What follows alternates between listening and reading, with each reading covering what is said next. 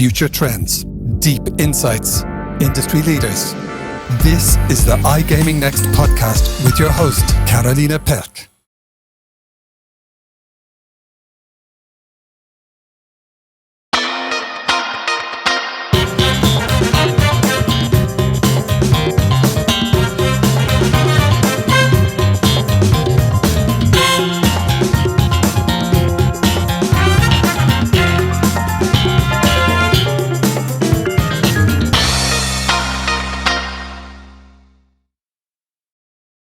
Good morning, everyone.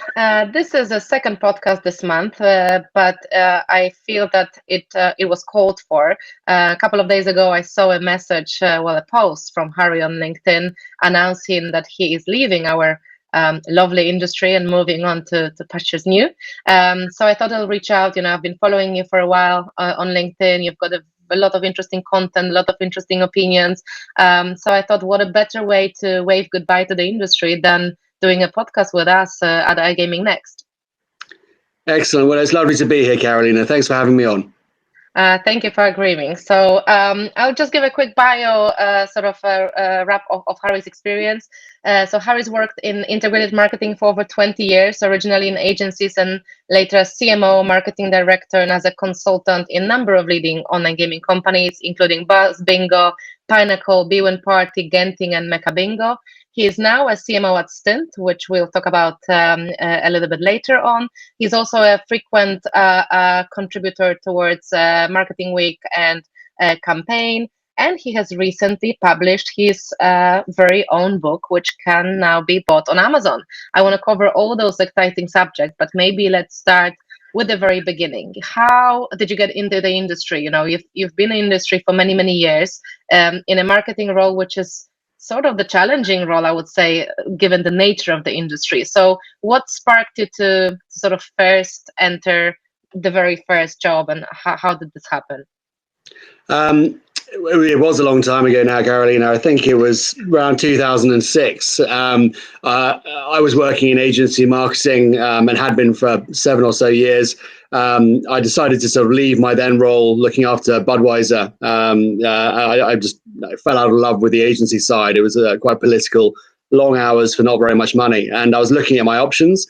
And I spent a summer when I was consulting and freelancing for various companies. And one of those clients happened to be a poker startup, which was loosely related to Absolute Poker, which at the time was one of the big three alongside Party Poker and PokerStars in the States. And basically I had this whirlwind year, not entirely successfully, running the marketing for this business. And the company, many stories around gold poker as it was then known, not all of them very flattering, but I learned an awful lot, mostly about what not to do. But it was in those early days of online gaming where, for marketing at least, there weren't any rules. No one really knew what they were doing. CPAs were low, budgets were high, and everyone was throwing mud at the wall to see what sticks. And I was doing the same to a large extent. I'd never worked with affiliates before, for example, and that turned out to be the most profitable channel straight away. So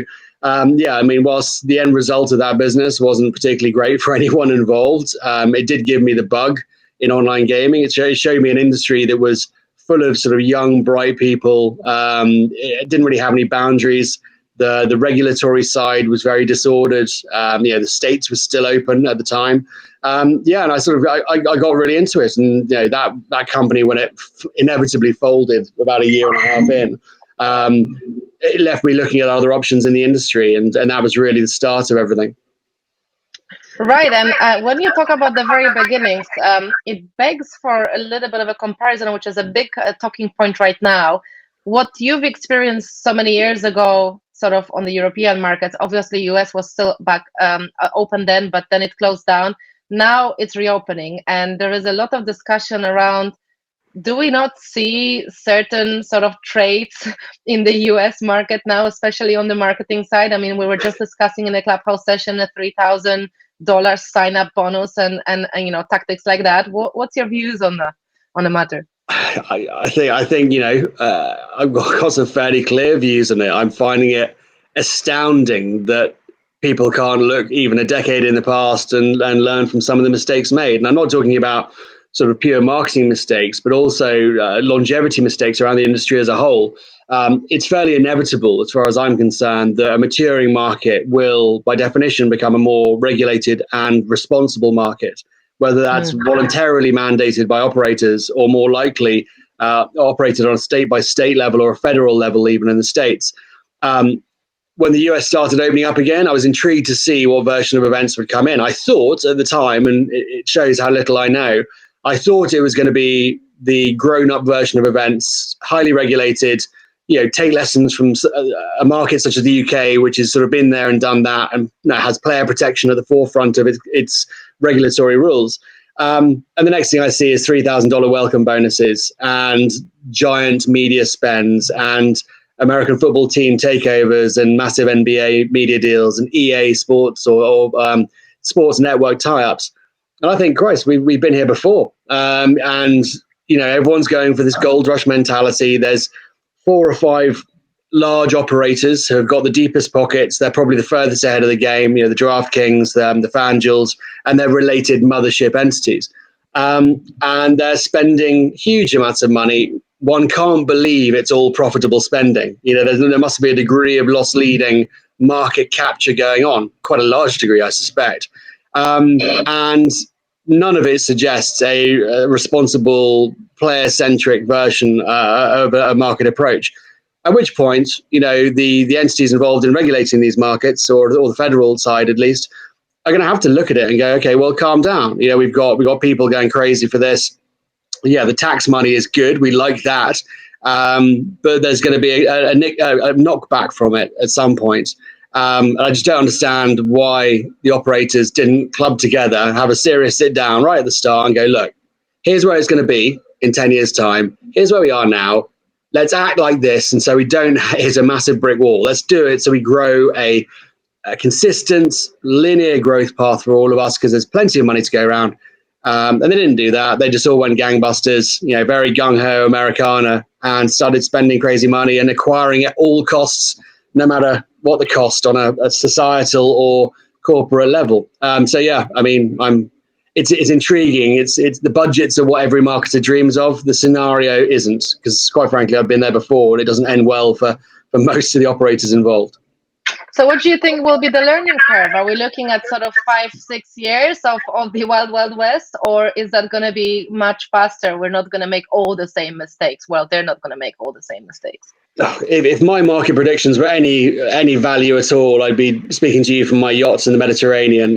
So who knows in terms of the timescale, and who knows, maybe the American market can stomach this sort of behavior. Maybe this is the American dream coming to fruition, letting everyone, gamble what they want, buy what they want, shoot what weapons they want. This is maybe the way they want it. I suspect it won't be that way. I think, looking at how the power construct works in the States, it ultimately comes down to who's in power, which way votes swing. There's enough people who I don't think are passionate about frivolous online gaming entities doing whatever they want to probably swing some votes in certain key states, and then that starts manipulating what the laws do. 5 years, definitely within that. These things move quickly. Look at what's happened in the rest of the world, and so I suspect it'll be within the next 5 years, probably sooner. But who really knows? So what you are saying is, the US is repeating some of the same mistakes. I remember from listening to your previous podcast and also reading a couple of articles, you had a lot of opinion about omnichannel. And I think omnichannel is also something that omnichannel strategy will become hugely important in the US, especially with the retail presence, and not just like it used to be in the UK when it comes to sports, but retail casinos and being able to build a holistic experience. Considering sort of your working for so many different brands, how do you feel the companies are tackling this right now in Europe? And do you think that there will be lessons learned on that in the US? Or is it, again, a repetition of the same sort of division of verticals and fears of cannibalization and no real cross-sell strategy? So it's an interesting one, this, because I think the European model by historical reference, has always been retail first. Land-based bookies, land-based casinos, land-based gaming entities of any type. And then the online market came in and became the trending media or platform for gaming. And the two have sort of sat uncomfortably side by side, jostling for position, with online marching its own path, and retail sometimes being a bit reticent to join in the party. I think there are a couple of companies in the UK. My former employer, Buzz, I think is very good at this. I think they're very future thinking about it. There's a couple of others in the casino space who I think are quite strong. But it's always been that way around. And in the States, obviously, you've got your massive casino groups and the famous Vegas strip of giant casino things. But that's not necessarily the be all and end all. You've got these new sports betting lobbies or lounges and things opening up. And as the licensing laws allow for more of these in the States as they open, you've actually got retail in its new Web 3.0 guise coming after digital and mobile. And I think that's an intriguing difference in proposition, because one of the biggest problems with the omnichannel side by side, one coming after the other route in Europe, was the data piece. It was linking the data between customer behavior and retail and customer behavior and digital and mobile. Whereas in the States, they've got digital first in a number of these states. And then as they can open up new land-based retail entities or sports betting lounges, it would make a lot of sense to me that they just plug in the digital platforms to run and drive those retail businesses, at which point you've got ready-made omnichannel. You've got a singular user experience. Your digital customers can be cross-sold to retail. And the ultimate sell on this isn't really, if you're the chief exec looking at this, you aren't a retail director, you aren't the digital director who perhaps might fight for their own domain and get worried about cannibalization and bastardization of customers. You're the CEO looking down on this. Omni customers are way, way more valuable than singular retail or singular digital. And that piece comes down to loyalty, your loyalty and choice. If they're at home, if they're with their friends down the bar, mobile, make some bets, do whatever they want, that's fine. And then you can cross-sell them geographically now. The technology is obviously there, and say, right, well, why didn't you pop in and use your loyalty points or use your player points in X and Y sports betting lounge, down the road from where you are? And that omni experience to keep somebody unified rather than going to another brand, which is what they will do, because people do like sometimes betting in casino or betting in a sports lounge, or they do like betting on their mobile. You want to keep them in your architecture, in your brand. And the best way to do that is to identify what it is that flicks their switches. Yes, perhaps, bonus them correctly. Yes, have a loyalty program that rewards them for land-based as well as digital player value.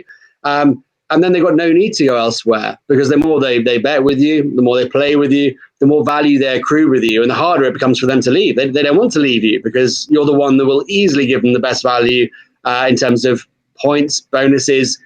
I'm not sure what the VIP program status is in the States at the moment. In the UK, it's obviously become much more testing because there's sort of AML and the proof of funds things, most of which are, in my opinion, a very good thing, albeit they've been managed and introduced in a bit of a slipshod way, but they are there for the right reasons. And in the States, I'm not sure what the rules are, but I suspect they'll have VIP whale programs. And if you can manage those across digital and retail, you'll keep a customer for a lot longer. And that's the sort of hidden gem of all of this, the avoidance of churn. It's the old adage about, costing $80 to acquire a customer and $20 to keep them retained. That's the dream ticket. You don't want to be on a constant acquisition battle, because that's a fool's errand. You'll run out of money at some point, or another competitor will come in and outspend you. What you want is to acquire good value customers, keep them happy, keep them betting responsibly, and keep them with you in your platform or your retail estate for longer. That's the dream. So yeah, it'd be interesting to see how they play out. I think these are pretty clever companies technology wise, and they've got the right sort of data people in place. I suspect this is what they're already doing. I don't know the ins and outs of the DraftKings and the FanDuels, but I'd be surprised if this wasn't what the mandate was, is build something for everyone. When you build loyalty, it's built for Omni. When you build platform, it's built for Omni. When you build your data stack, it's built for Omni. Because it's simply true. Omni customers are worth more. Mm. And I think something that also comes increasingly into the picture is not just the omni-channel strategy, but also recently we've had a panel where someone called it experiential strategy. And I think, you've got some great experience in that field. I'd love for you to talk a little bit about the BADA bingo concept, and how that adds the experience value to the brand perception, to the overall proposition. But I think it's not just US doing that, but definitely leading the way when it comes to acquiring streaming companies and streaming rights and building this into this one big entertainment package. What do you think is the future of that? And again, can you tell us a little bit about your experience with trying to toy with the concept with Bada? Yeah. No, obviously, I'm no longer at Buzz, but Banner I was hugely fond of as a sub brand. It was a terrific idea, incredibly well executed by the team, and the key factor there, and this is part of the broader answer to your question about experiential.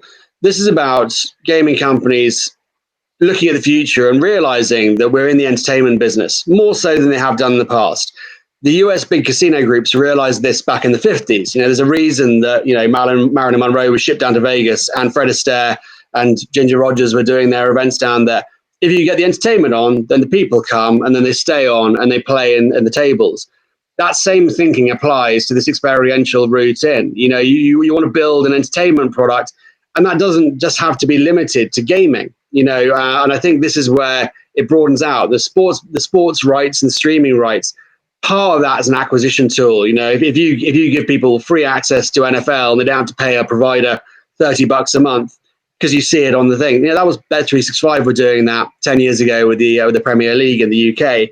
But I think on the experiential bit, offering entertainment, using your real estate to entertain people, because people don't want to game all the time, especially the mass market casual punters.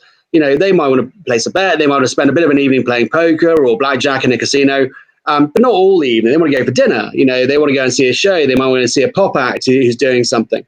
And these are not just about maintaining the eyeballs of customers. It's about building that brand presence around, I have fun when I'm engaging with this brand. This is a brand that I spend my time and as such money with because I get all the things I want out of it. So I think it's just about growing it out. And I think, there's a huge opportunity in that for gaming companies, in part to sort of shrug off the dirty gambling tag and be seen as, the big casinos are in the States. No one looks at those in a bad light. It looks like an American hallmark, giant glitz casinos, amazing shows, playing the tables. The PR around that is fantastic. It's just, entertainment and fun. It happens to have billions of dollars of wagering at the core of it, but that's never really talked about. It's part of the bigger package. So I think building out gaming into an entertainment industry, and the front runners are already there in that respect, and giving people entertainment beyond what is traditionally known as gaming. I think that feels like a way for people to differentiate and brands to differentiate, which is half the battle from the marketing side. A lot of our products all look very similar. I mean, Christ, half the online casinos are operated by Playtech. They're exactly the same. So it's that brand level and the added value elements and the things that make people excited and have fun with you. These are the extra reasons. And you don't need that many of them to differentiate yourself away from 4 or 5 competitors. It's like that, two people out running a bear story. You don't need to be a million miles an hour. You just need to be faster than everyone else. So I think these differentiator points are really key. And that entertainment opportunity is one very obvious one because it fits so nicely into the gaming narrative. I have to apologize because I started the podcast with trying to focus on your career journey and then immediately jumping into asking your opinions. But I think it was just great to cover some of the subjects that are currently sort of the talking points. But let me take a gear back to your career. But I'm going to ask you a tricky question, not the standard sort of run me through your career, where you worked and so on. But I wanted to form it in a way where, you tell me about your experience and the companies you worked for, and considering all the different verticals you've covered, from casino to social to esports, sports betting. If you were going to sum up the evolution of differentiation that operators are going after from the early years throughout your career, what were the main things that people were trying to sort of highlight as the unique selling points in the past versus where the market is moving now? Oh gosh, yeah, that's a question that could have a million answers, and I'll get all of them wrong, no doubt, because it's so subjective. But I think early days, it was differentiation of spend. Everyone piled in. It was who could get in front of the most eyeballs with the right offer at the right time, and then differentiation of choice came soon after that. And the likes of Bet365, a fantastically well run and profitable business. They just piled into everything and did it exceptionally well. It was all under one roof. They did the best of the best. They invested incredibly well in people and marketing spend. And if you wanted to bet on anything, any type of game type, they had it. It was the universe. So that was how they got their step ahead when they were fighting amongst the Labrooks and the Whale Hills, and the Corals of this world. You got to remember, they were all largely level pegging for a significant amount of time over 10 years ago. And then the likes of Sky Bet, Bet365, the Paddy Powers and the Betfairs started stretching away into the megalists that they are now.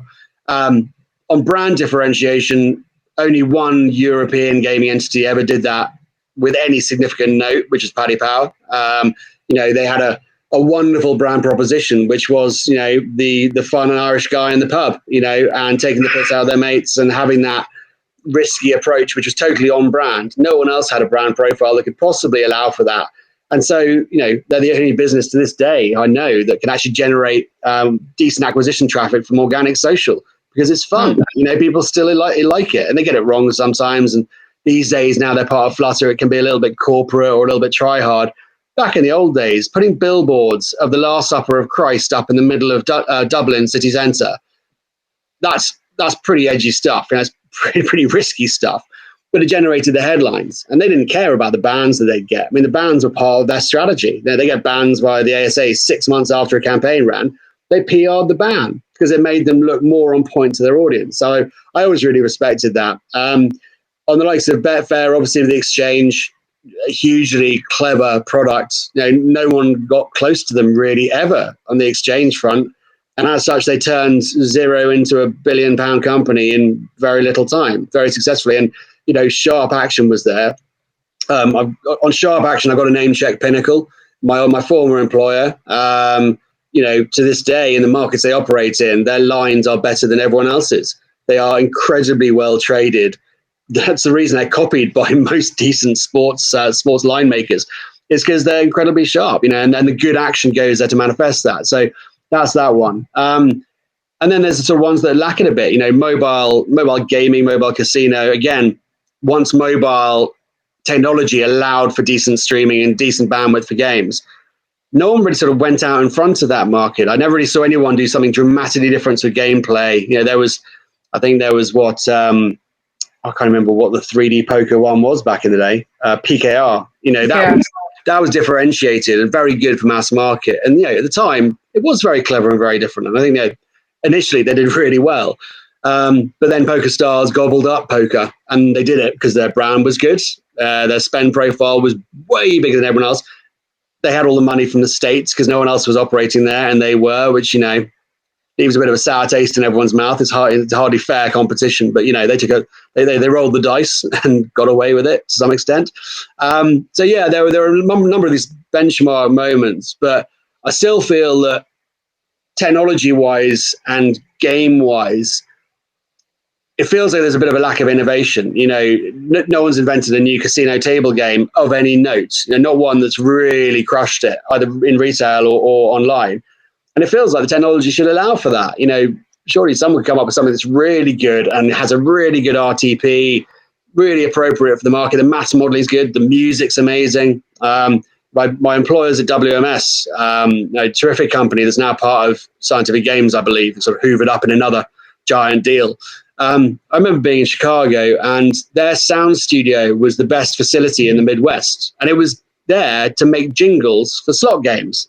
But bands, like famous bands, used to lease out the space because it was the best sound recording studio. They took, mass modeling so seriously. They took music production so seriously. And that's what engendered their success. They just did every single little bit of game production incredibly well. And as a result, their games were the player favorites in Vegas. So there are sort of still examples of good hard work coming to the fore. But yeah, I just feel like on the innovation front, maybe I'm being a hard judge of this, because I've never invented anything of note. But yeah, it just feels like we're still playing the same games. We're still offering the same platforms. There hasn't been a significant leap forward. Esports betting has, been bubbling under for 10 years plus. And it's, it's much bigger now, but sadly, it's a lot bigger in the unregulated market, the skin betting side, which is, not ideal from I have to say that, whereas I agree a little bit on the I'm having a little bit of sound. Yeah, but it's gone now. I agree on the esports sort of taking some time to develop esport betting, as well as like slow reaction or adoption to the whole metaverse NFT.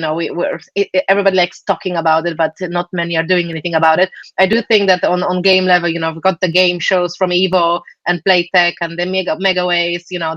That is major innovation. I just feel like in our industry, not always the innovation on product is that easy to translate into marketing, because it doesn't really work in the mass acquisition marketing. You can't, talk to players who've never played any slot games about Mega Ways, because they're not necessarily going to understand the appeal. And it goes the same for sort of game shows. You first need to introduce them to the product that rings some bell, like live casino, and only then you can show them that this is really interesting. Right. You're absolutely right. Live casino is a good example, but it's another one.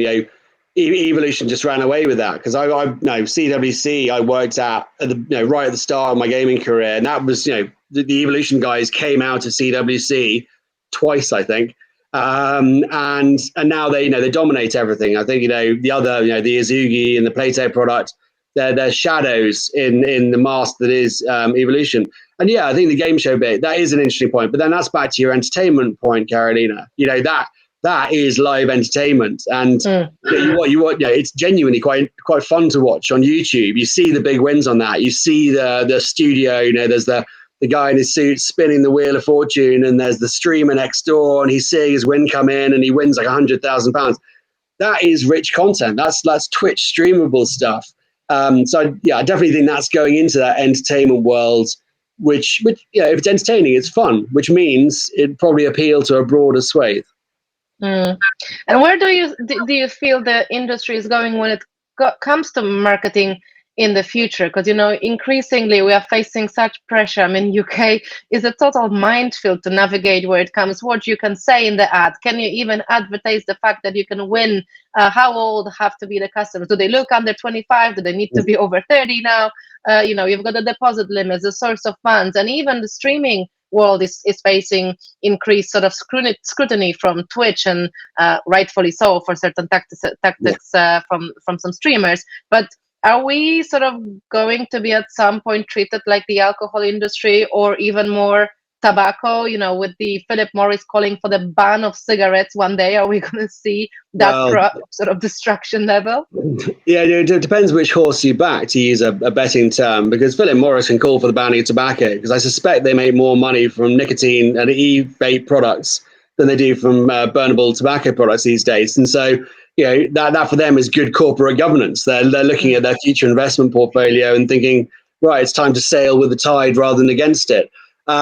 I think, as a marketer in gaming, especially in the highly regulated markets, my take always was, as long as it's a level playing field, you go with the rules. The fines these days for getting it wrong are significant, highly significant. They really hurt bottom line. So you can't afford to get it wrong. It'd be sackable offence territory for a marketing director or a CMO to allow for, really serious mistakes to be made. But as long as it's a level playing field, everyone's acting by the same rules, and you try and think around it creatively. You have someone over 25 in your ad campaigns. You have your ads on at media slots that are allowed by the guidelines. You have your messaging checked, by CAP and the ASA rules compliant. We've all got legal teams that we lean on for these things as well to double sense check. So that's all there in place. And it's there for the right reasons to a large extent. It's there for player protection and to protect young people from being overly inured to gambling ads, which, let's face it, at one point in sports especially, when you've got an ad break of 4 or 5 ads and 4 of them are for betting companies, that's too much, because no one needs that much betting in their life, especially not kids watching the football with their dad on a Saturday afternoon. So I was pleased to see the whistle-to-whistle ban come in. Yeah, and I say that, as somebody who previously worked in sports, but I never had to suffer that. I never ran sports marketing in the UK, but it did look like a good initiative. So you innovate around it as much as you can. That said, now I've left the gaming industry. I'd be lying if I didn't say that was one of the reasons. As a marketer, you want to do great work. You want to have strategy that you can deploy with relative freedom, because it's hard enough. Competitive environments are tough enough. Media companies, Google, are expensive enough. Ad fraud is in place. It isn't an easy life. And it's significantly harder when you're fighting against really tough regulatory requirements.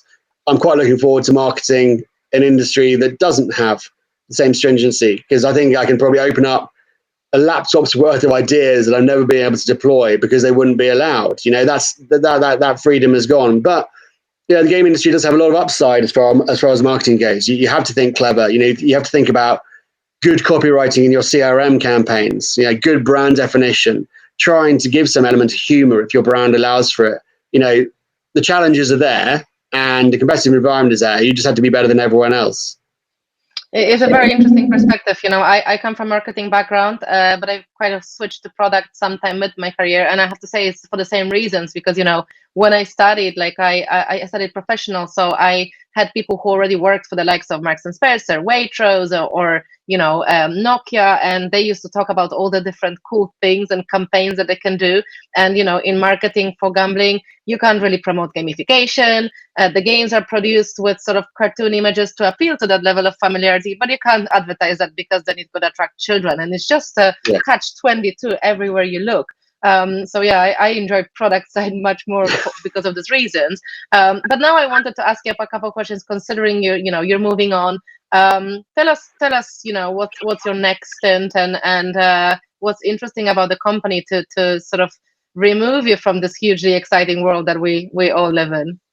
I'm going to do something very different. So I'll be CMO at a company called Stint, which is a 3-year-old tech scale-up app-based business. Initially, they're in the UK, and what they do is they work with hospitality and leisure businesses. So chains of restaurants, pub chains, hotel chains, and they sort out a problem that those chains have with staffing. So basically, what the problem is they're very boom or bust through an average day, and the peak hours are breakfast, lunch, dinner, the after-work crowd. During those periods, they tend not to be staffed correctly, because they always need some staff who are cleaning up, collecting glasses, putting the dishes in the machines, and every one of those individuals who is doing those roles, the unskilled roles, as it were, they are not delivering covers and delivering operating profit. So what Stint does is it offers opportunities to students to take short shift roles in these hospitality businesses. So 2-3 hours at lunchtime, at dinner time in the evening. So the students who want to go to their lectures, who want to have a social life, who want flexible work for a decent paycheck, which is what they get, they're able to go in and do the stint. Doesn't require training, because it is the work doesn't require specific training. Because they're doing that, the trained staff are serving customers, getting covers through, generating operating profit. The student gets paid, I believe, a week later for each stint, and they can do as many as they want. And it's a sort of Uber-style app whereby the stint pops up and they see it's there. Does it fit around their schedule? Do they want to do it? Ping. They put themselves in, and the hospitality client goes, right, I'll take Harry for that 3-hour stint. I'll take Jane for that one in the evening. And it basically perfectly meets the need of 2 entirely different user groups, one on the B2B side and one on the B2C student side. So for me, it was a product that had a huge amount of benefit, both commercially and on a societal level. It was great on the technology side, but I could see some opportunity from the marketing side, especially in terms of growth. And so, it was the perfect opportunity for me. It's something I've been considering for a while now, and this chance came up. And I start fairly soon. And like with any new job, there's going to be an awful lot to do and a lot of learning on my side. But I'm incredibly excited. It sounds very interesting, and I wish you all the best with it. I did read some of the comments on your leaving post, and there are some people convinced that they give you couple of years before you're going to put your feet back into the nice, comfortable waters of the gaming industry. Considering the demand for expertise like yours, particularly from the new developing markets, I'm going to echo those. I think somebody even suggested a book on it, as in like making the lines for a betting market, which I thought was a bit harsh. But history does suggest that those who have escaped or left the gaming industry, have tended to bobble back up a couple of years later. But it's unsurprising. Game is a terrific industry. It pays very well. There's no doubting in the score tables. Gaming pays better than most others, especially as far as marketing goes. So there's that appeal, and the people are very nice. You tend to get people who they have an interest in gaming or sports or whatever it might be, or the entertainment sector. These do tend to be quite fun people, and you don't get boring days at work.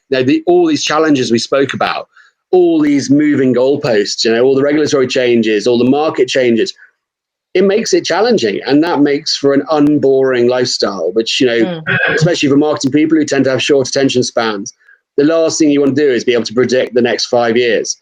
You'd quite like to be able to predict the next year, so your strategy actually makes some sense, but that rarely happens anyway. So, it's a hugely appealing industry. I'd encourage any young marketers to certainly consider it as a good learning bed of skills with nice people in it. But for me, after 16 years, it's time to move on, really. Well, talking of learning, I want to start wrapping it up and talk a little bit about the sort of something you did on your personal side, which is a book that you've published. When I was researching for this podcast, one of the main things that attracted me to you as someone to want to have on a podcast is, opinions are my own on your LinkedIn profile. And also I thought someone that can put bullshit in the title of their book must be an interesting person to talk to. Talk to me about the book. What is it about? How did the title come about, and the whole process of bringing it to market?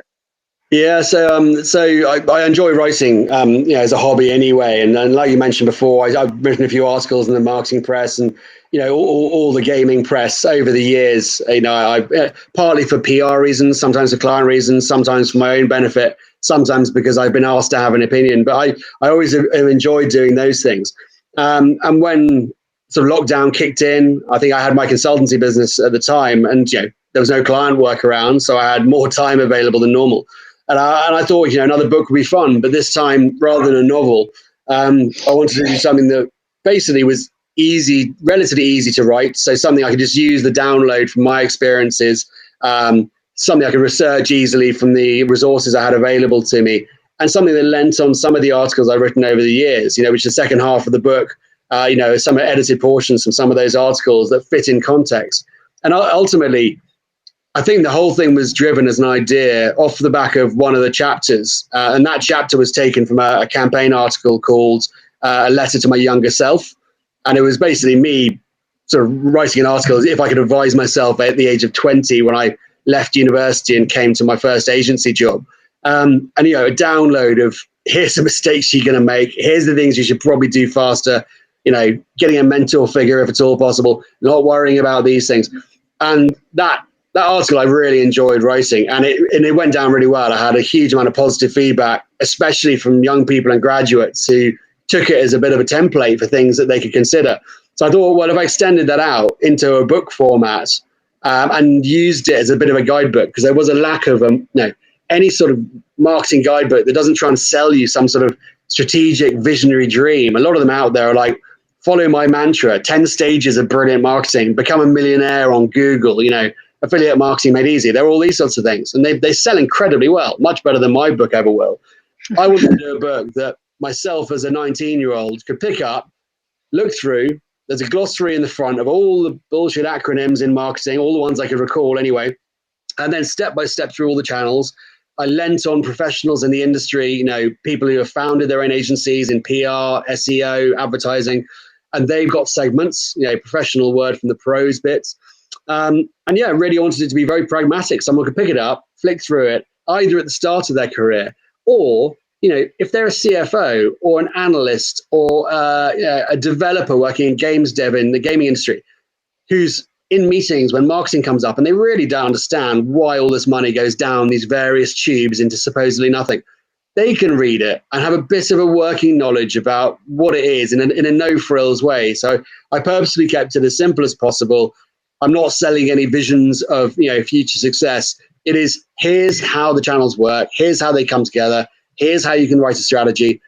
And they're all optional. It's you don't have to do it this way. You don't have to, believe all this bit to be true, but it's how I've interpreted it and how I've tried to manifest it in the simplest way possible. So the feedback so far in the limited copies I've sold of the book have been very good. And I'm especially pleased to see it is being bought now by those young people who it's designed for outside of my own network. And hopefully it'll carry on selling 5 copies a day, because it's a fun little project, and it was enjoyable to launch it at this stage of my career.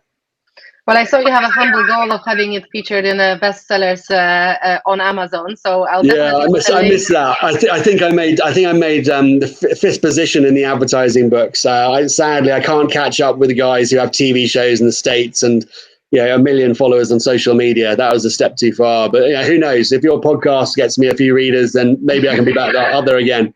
Well, we'll definitely promote the book there, and I'm hoping for a signed version at some point because I'd happily read it.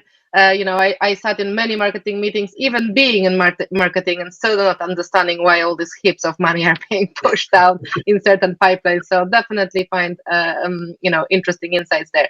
Listen, Harry, thank you very much for coming on board. I think this was hugely insightful. We in the industry wish you all the best of luck in the new adventure. I know that you also offer mentorship and sort of non-for-profit consulting.